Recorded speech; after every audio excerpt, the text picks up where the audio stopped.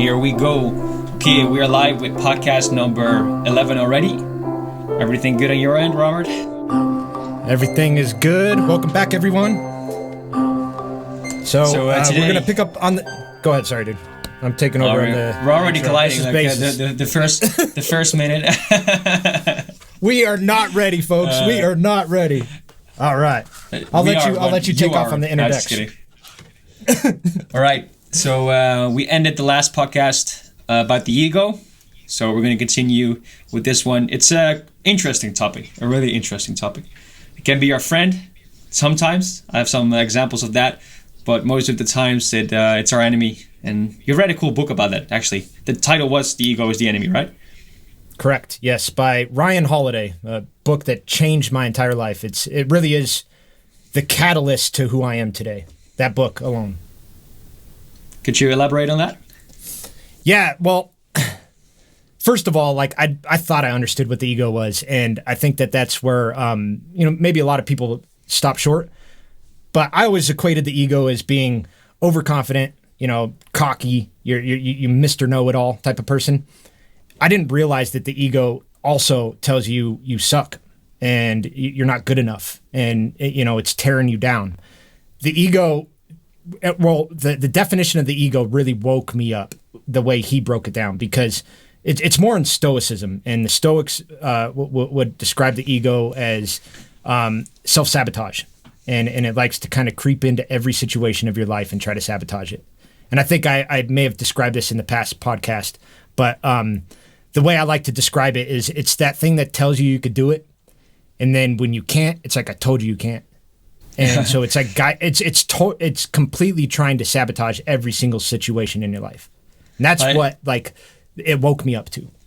If you tell yourself you can do it, you're probably right, and if you told yourself you cannot do it, you're probably right as well. Yep. So and I think go ahead. With the definition of the ego, it's probably the person you are, yourself, and the way you look to yourself, those combined, right? I love that.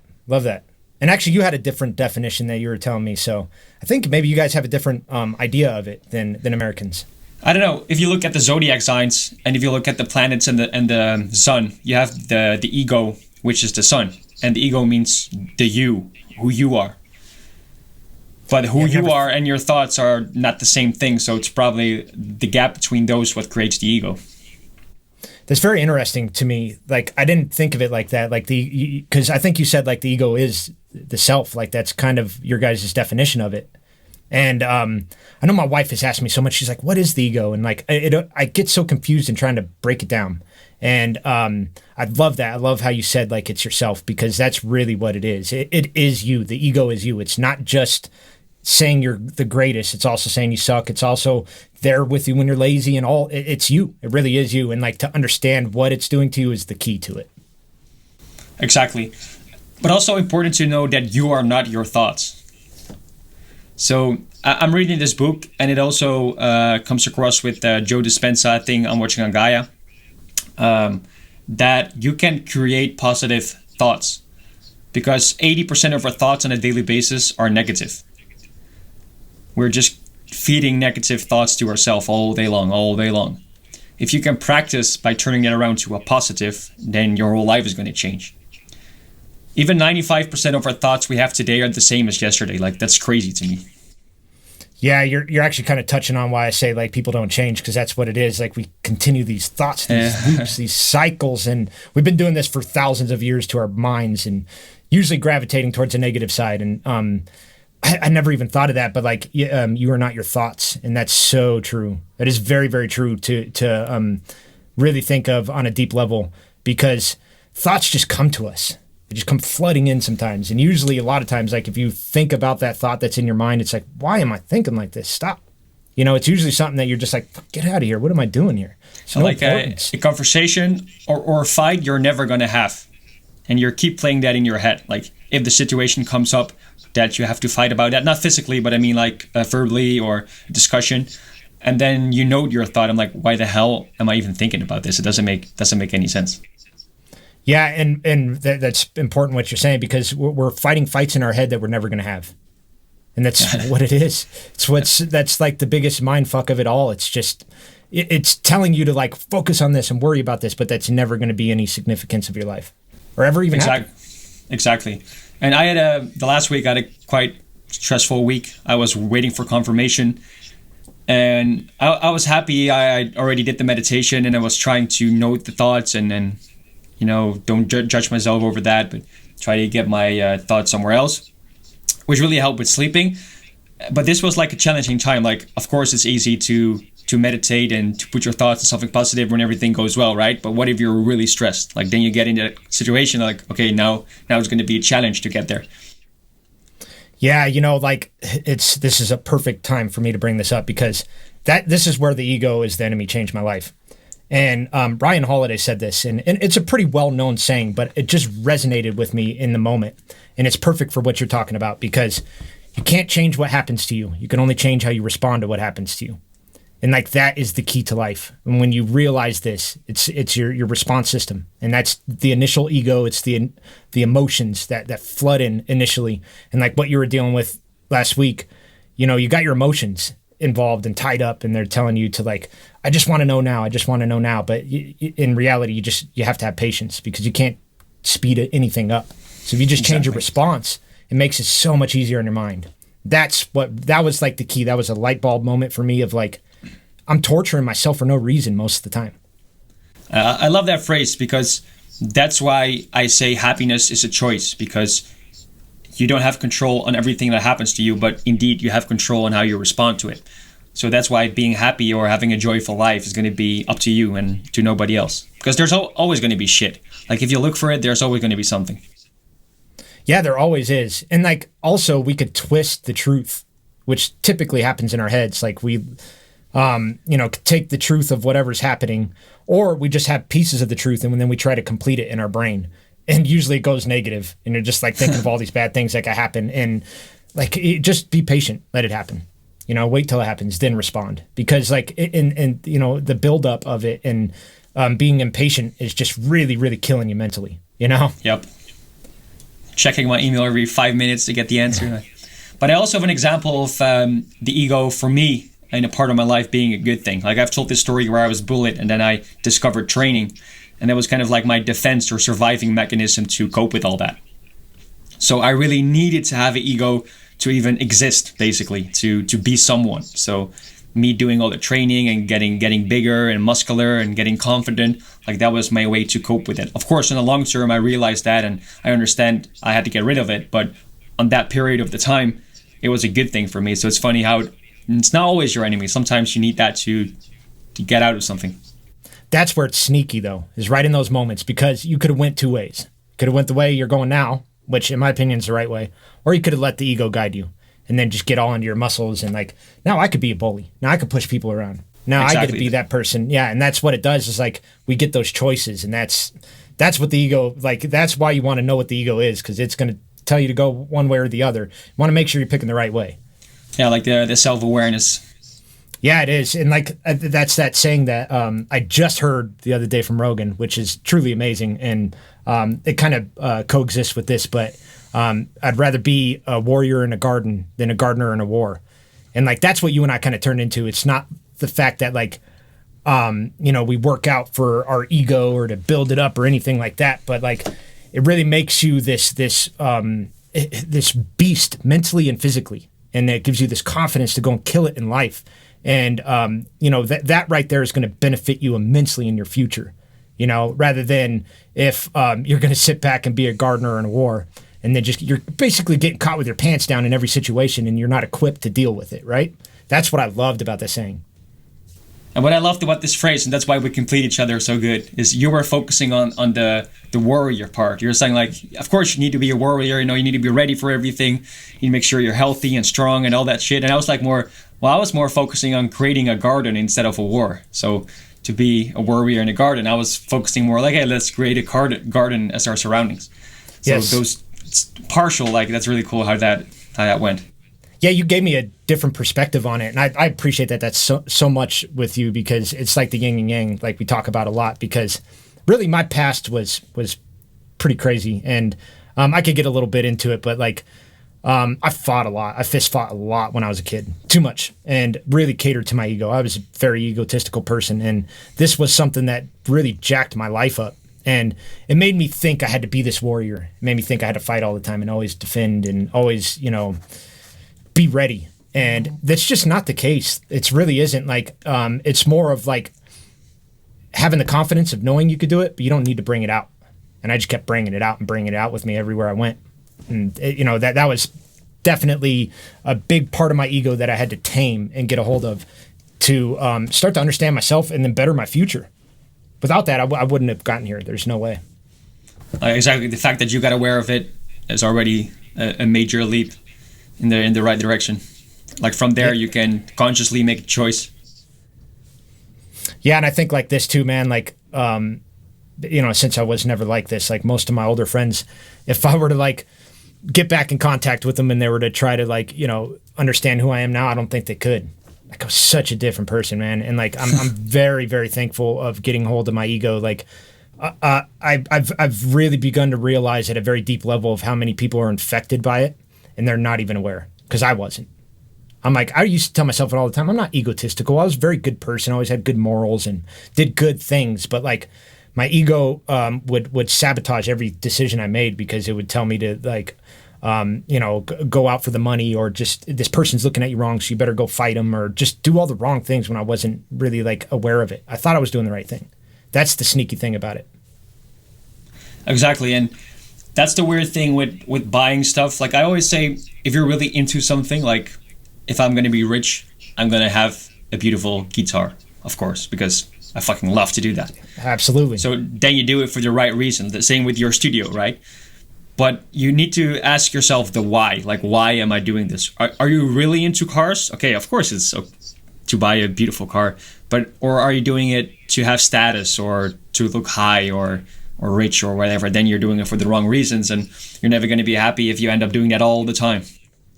Yeah, that's you're exactly pinpointing what you got to do with your ego in those moments. Is you got to look at it in detail. Like, what are you doing it for? Are you really a car person? If you're not, like, you're just doing this for status and just to brag.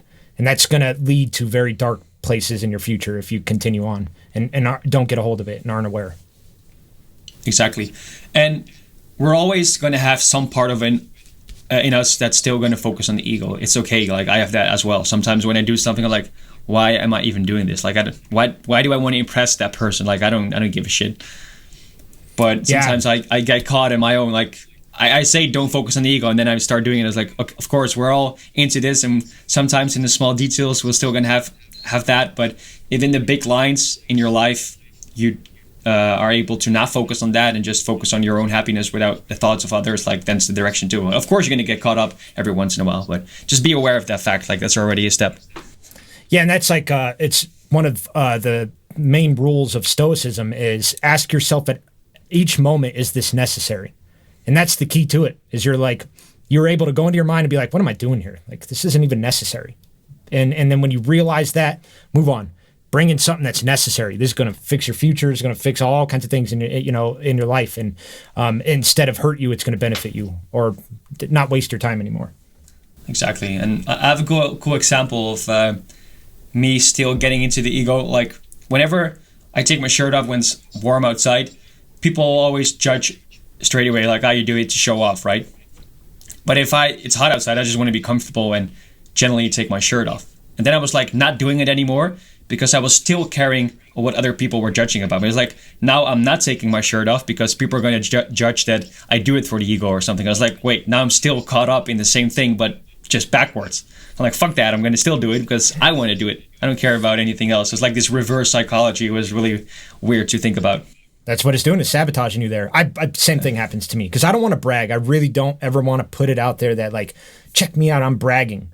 But at the same time, I'm proud of what I built here. Like, this took years. It's super hard to do what you and I have done.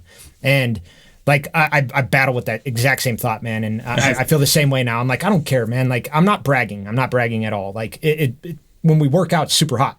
I start off in a sweater all the time and I end up with no shirt on. That's how I work out. So yeah, dude, I hear you. I totally agree there. So that's cool that you experienced the same thing. And this is a cool example of, well, I had this last week when I was riding my bike in Amsterdam. Like some guy, he yelled some bullshit to me, right?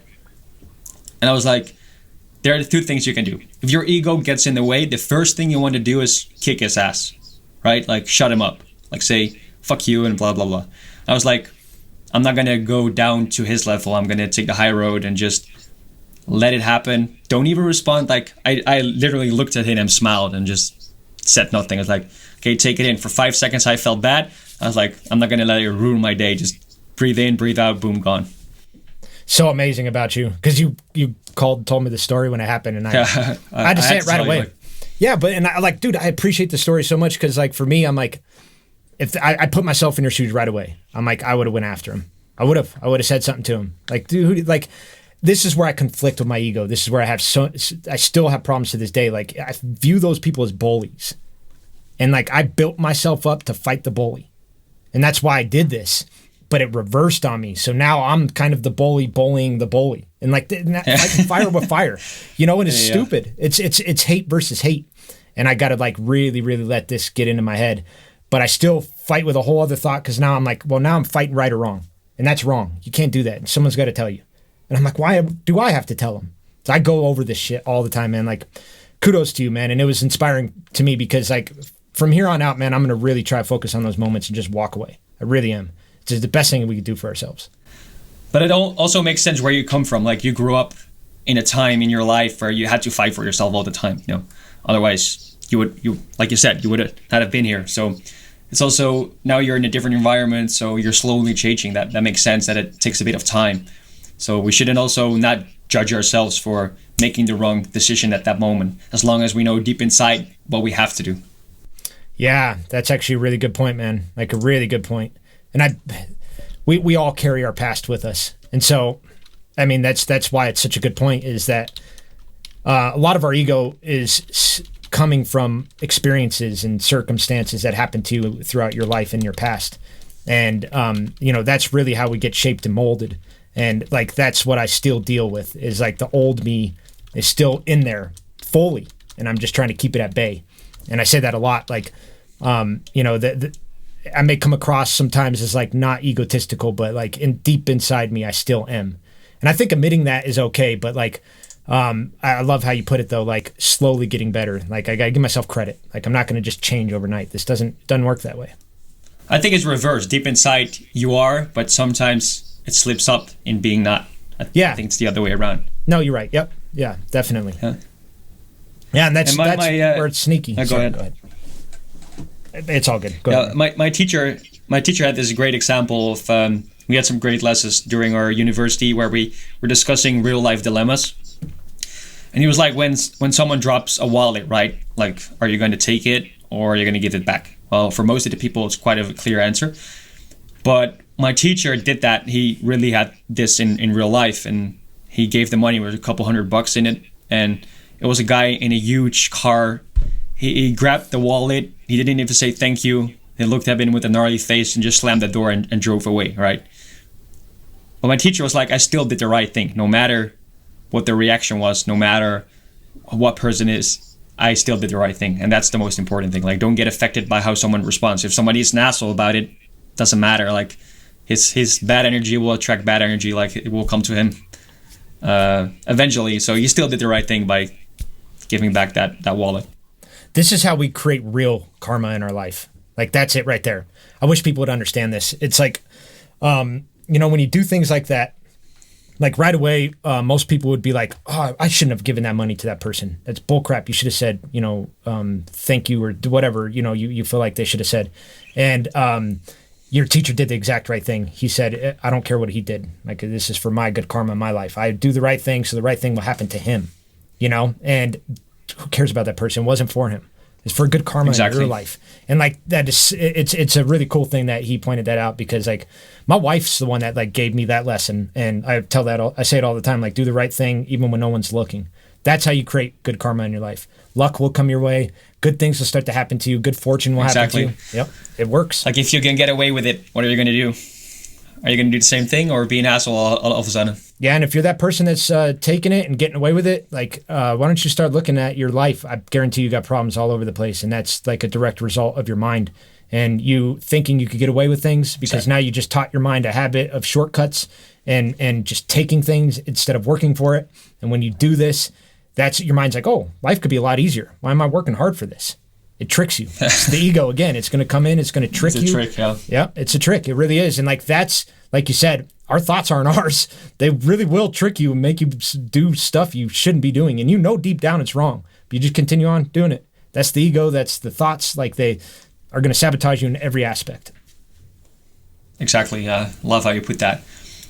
And it can also tricky when you give something. Because often people give something to do it for themselves and not for the person who they are giving to. So I have an example of this. So often when people do something for a homeless guy, they're often going to film it or put it on YouTube. Then you're not doing it for that person, but you're just doing it for yourself. And I had a kind of deep example of this. I was this girl, we were friends, and then she started liking me, and I was like, nah, we're such in a good place with friends, so we can go into a relationship. And then she said, okay, that's fine, but then I have to distance myself, cut the contact and give myself some space. And then it was her birthday, and I really, really wanted to text her like, happy birthday. Of course I wanted to do that. But I was like, she really asked me to stop texting her so she could get over it, right? So I decided not to do it. And then people were asking like, why didn't you do that? Because then I said, if I would wish her a happy birthday, then I would do it for me and not for her. I would have the feeling, hey, I'm still thinking about you and caring about you, so I'm going to send you a text and send you a happy birthday, but she's going to feel shitty because she sees the contact again and gets involved again, so it was better for her not to do it. Yeah, dude. Sense. No, it does, man. That's like a beautiful story, man. That's a really good way of thinking is you are beginning to understand why you do things, because mindlessly doing things always steers you in the wrong direction. And you knew it right away. Like, this is, if I were to text her this for me because I want to do it. But like you said, like deep down, you knew that she needs distance from you. And so you gave her that and you let her make the choice. That's going to create good karma. You're not being selfish anymore, and especially in those moments, you can't be selfish. Respect is key, and you create good karma from that. Exactly. So for the people who are listening, next time you give something, shut up about it. Don't tell anyone. You're going to see how hard that is, actually, to not tell your friend, wife, brother, whatever. Don't tell anyone. You're going to see how hard it is because you've done something good and you're proud of it. You're going to see this. And it's super, super hard. It really, really is. Like, I still struggle with it to this day. There's all kinds of things I want to brag about all the time. And I'm like, I just know it. I'm like, this is just personal. Like, it's not, I'm doing it for the right reasons, for the right thing, not to brag, not to show the world. I'm doing this to like, I'm doing the right thing for my life, I guess, is the best way to think of it, right? Yep. And there are always going to be people that are going to bitch anyway. So I have this example of Lewis Hamilton. When Australia was on fire, like that was a year ago. He did a donation of a couple $100,000. He didn't tweet about it, but it did come out though. And then not everybody, but a lot of people were like, yeah, he does this for publicity. And I'm like, shut up. Like, it doesn't matter it's not about him. It's about the people and the animals in Australia. So why even focus on his gift? Like, it's amazing that he did his gift. Doesn't matter if he does it for himself or it's his choice. And the result is that we're still helping. So please focus on that instead of shitting on him. Yeah, I don't get that with people. It's like you're going to do that to a person that's actually making a big difference. By the way, $200,000 is a lot for anything that's, if you need help with it. So, like, morally, that felt like the right thing for him to do, and he didn't have to. So I agree. Like, what are we focused on, like, why he did it? Like, that doesn't make any sense. Like, to get, especially if he didn't tweet about it or brag, then obviously it didn't come from a bad spot, right? Yeah, and even if he did tweet it about it, I watched this Steve O video where he shared a video how he made a $600,000 of donation, and he was like in the beginning, first I didn't want to record the video because I didn't want people think that I only did it for the shine or the fame, but it was like, fuck that, my fans made it happen, my fans made all the donations, so I'm going to share it and thank you guys, and this is what we did, and we're going to continue doing this. So again, you have this battle of ego, but it's not about what people think of you. Just do what feels right anyway, Yeah, I think too, like the tricky thing about all of this is the internet. Because like when I look at the internet, I'm like, you're opening it up for a lot of like people that just really don't understand things at a deep level. And so a lot of ego starts to pour in on the comments, and judgments come in, and people try to figure out where it comes from. They don't even understand their self and why they do things.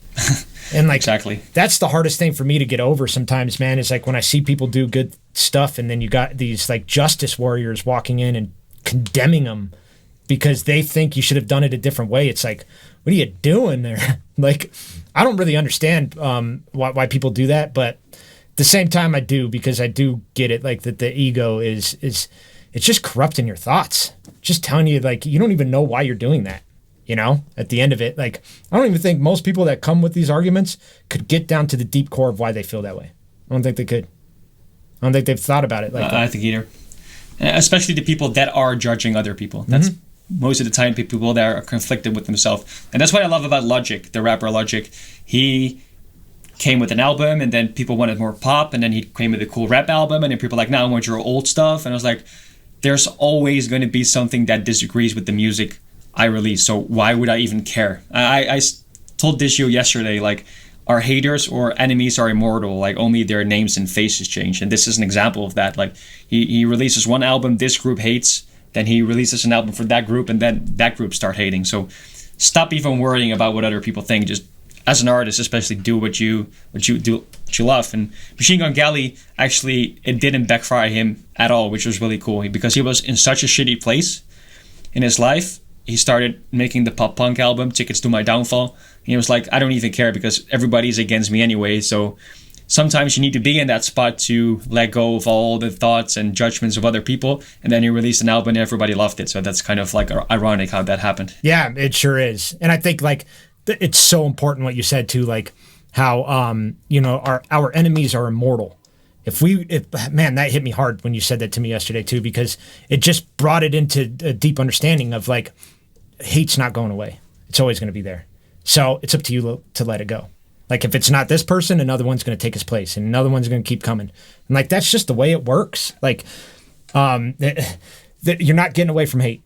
It's unfortunate. Like, we all think different, and someone is going to disagree with you. It's just the facts. And then we're coming back again on how do you respond to it? That's your choice. It's up to you how you respond to it.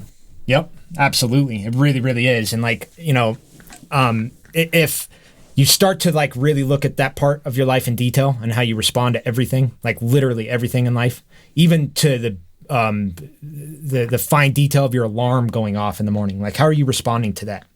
Change all those responses. Watch your life blossom. It just blossoms after that. That's what happened to me. But it takes time. Like, it really does. Like, you're cracking habits. And like, habits are like the hardest thing to get over. They are so hard. They keep coming back. They are with you forever almost. And so if you're a person that's like hitting snooze every morning, your response system's jacked up. Like, maybe you could hit it a couple of times, but if it's putting you behind and you're going to be late, like, you need to change that response. You need to start jumping up, out of bed quicker. And it just that little habit alone is going to take forever to fix. And then you start to understand that, like, you're going to have to go and pick apart each detail of every other bad habit you have of jacked up responses, and just chip away one by one by one. It takes you months to get good at this stuff. It takes so long to get good at it. And all you need is a small win. Like, once you start realizing you can do it, like, you're slowly starting to get there. And I love this quote by Jim Carrey. He says, depression is a real thing, but if you don't work out, don't meditate, don't surround you with positive people, and don't do what you love, you're not giving yourself a chance. And I shared this in my story, and someone commented like, yeah, well, we're not in all the position to work out and to meditate. Like, I'm way too restless to meditate. And I was like, oh, my bad. Something fell. You're exactly the person I'm talking about in this story. Is people like you that are restless, and it's a choice, and it's not going to go away overnight. It's not like you do a meditation and next day your depression is gone. Of course not. But if you choose every day to give it a try, believe me, it's going to be great in a few months or even a few years. Yeah, it's unfortunate the people that need to hear those comments and understand them and soak them in the most are the ones that fight them the most.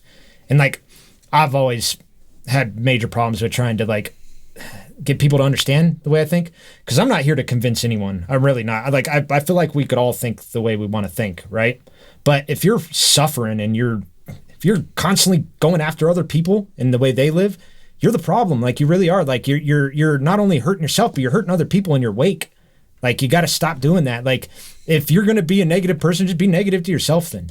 Like, why you got to hurt everyone else in your life? That just doesn't make sense, you know? And that's what you're doing, is you don't see that you fighting your truth and trying to prove your point is hurting you severely, but it's destroying every relationship around you. Most of those people, their family hates them, their friends hate them. They're insanely difficult to be around. You're just too negative, and you think you know it all. Like, it's just a bad way of thinking. And the cool thing you said about not convincing that person, because you cannot force it down their throat. If you go do that, it's going to have the opposite effect. So I always say, you will know if it's your time. Like, for me as well, a few years back, I never meditated, but just not my time. And now I realize what it does, and now it is my time. So I was like, okay, there's a time and place for everything. Yeah, there really is. And I know I think about this a lot too. And that's why I talked about habits, is because, like, it's a monumental task to tackle these things and to fix your mind and to fix the way you think. Like, it's super hard. It's way harder than fitness or anything that I've ever done in my life, because these thoughts, they're part of you. They don't just go away overnight. This just takes so much time to get better at. And just build slowly. Just do one, like you said, a while back, is just, you get that small victory. Do one thing. Pick one thing in your life you don't like about yourself. Do one day of not doing that bad habit. Watch what will happen to your mind. You wake up the next day like, oh, I cannot believe I did that. I could actually do it. I have the power to do this. And then that'll wake you up to, like, all these other powers you have inside yourself to say, no, I'm not doing that anymore. You're not guiding me down this wrong direction. I'm going to go this way this time. And you start to gain the power of your life back. And you're never going to be there fully. There's no finish line. It's the same with meditation. Once you master it, it's not that the voices are gone. You're always talking to yourself, but they're more in the background, not so dominant. Mm-hmm. And it's the same with the ego we're talking about. It's never going to go away fully, but we're making steps every day, or at least trying, Yeah, exactly. And, like, the best thing you said too is, like, how there is no end. Goggins and Rogan, they really, really, like, hyper focus on this part, because we all have this thing in our head of, like, I'm going to work this amount of time and then retire and kick my feet up. There is no kicking your feet up. Work is what kills the chatter. They say, I love this, dude, the grind squeezes that bitch out of you. It squeezes that little voice out of your head. It does. Like, go and make yourself tired every day. Work super hard. Go do a hard workout. Work all day long. Get satisfied off of this. You'll come home, you're too tired to think about negative shit. You're too tired to, like, go after people, get on social media, and, like, by the end of my day, I am mush. And it works. It really works, man. It squeezes that, like, chatter out of your head. So you go to bed, you can sleep good at night, wake up the next day, repeat. And this should go on to the bitter end of your life. This will make you happy. I know that most people are going to... Sorry, go ahead. Especially falling in love with that process. Like, if you do a job that you hate every day, of course, don't do that. But if you have something you love, go fucking smash it indeed. Yeah, and, like, I mean, do it every day. Like, push yourself. Like, you'll love it. You really, really will. Like, because, like, otherwise, your mind's just going to go on you. It's going to do whatever it wants. You won't be able to control it. Yeah, so true. And that was cool. I had thought of this thing that we discussed this a few podcasts ago, that, like, in 8 years, if I still don't make money off my music, I'm still going to do it because I love it. And of course, maybe I'm going to spend less in marketing and all that stuff. But that doesn't mean I'm going to not work my nuts off to try to get there. Like, fuck no. Like, those thoughts can exist together. Like, I'm still going to be happy even if I don't make it. That doesn't mean I'm not going to work my ass off to try to get there. It's such a healthy way of thinking too. That really is, man. Like, I see these people all the time, and they say it like, I'm going to be the next millionaire, or I'm going to buy a Ferrari next year. And, like, those goals are so superficial. They're never going to get you there. Like, you got to put it in your head, just like you're saying here. Like, I don't know when I'm going to do it. I don't even know if I will. It doesn't matter. I'm going to work my ass off because I love this. And, like, to me, I'm like, that right there it's inevitable. Like, it's going to happen for you. It just may take longer than others. You just don't know. But as long as you're working and you're really, like, making moves forward every day, eventually it's going to crack. It's going to work. Exactly. And Goggins, he's from another planet, man, and he has a good example of doing what the mind forces you to do, or achieving what your mind believes. Like, people who don't know him, he was a overweight guy who didn't do any workouts, and then his first run, he did a 100-mile run. Very first one. Just by putting his mind there. Like, if someone is bragging like it's talent or genetics, or fuck that, it's his mind, it's his work ethic, the way he switches. Like, if you're overweight and you've never did a run, and your first run is going to be 100-mile, that's just pure strength in your mind. I don't even know how that's possible, dude. When I listen to a story, I'm like, there's no way that's possible. Like, because you're a long distance runner, man. Like, that jacks your feet up. Like, I don't know how his feet handled it. 100 miles? Like, no training? Like, how'd your feet handle it? Like, it's mind, sheer will. Like, that guy's mind could block out all pain. And to me, like, well, I hyper focus on that because, like, that's the limitation. Pain's fabricated. Everything in our mind is fabricated by thoughts. Yep. And it's like the Thais, the Muay Thai boxers.